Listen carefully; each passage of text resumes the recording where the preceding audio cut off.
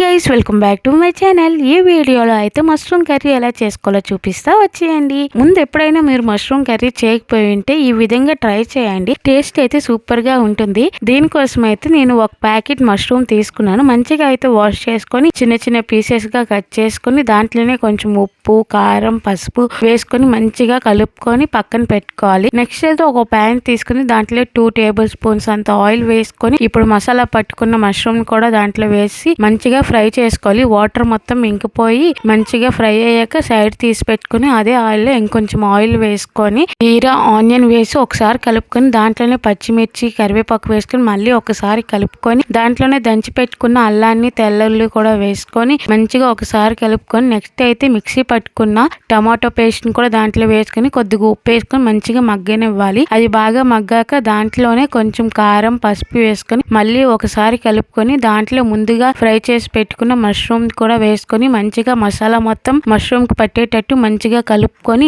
దాంట్లో కాస్తంత వాటర్ వేసుకోవాలి. ఎక్కువ వాటర్ అయితే వేసుకోకండి, ఎందుకంటే ఆల్రెడీ మనం ముందు ఫ్రై చేసుకున్నాం కాబట్టి. అవి బాగా దగ్గరికి అయ్యాక దాంట్లో కొంచెం గరం మసాలా ఇంకా మష్రూమ్ మసాలా వేసుకొని ఒకసారి కలుపుకొని కొత్తిమీర ఉంటే కూడా పైనుంచి కొంచెం వేసుకొని మంచిగా స్టవ్ ఆఫ్ చేసుకుంటే మన మష్రూమ్ కర్రీ రెడీ అయిపోయినట్టే. ఇదైతే చపాతీ, బిర్యానీలోకి చాలా బాగుంటుంది. మీరు కూడా ట్రై చేయండి. వీడియో నచ్చితే ఒక లైక్ వేసుకోండి.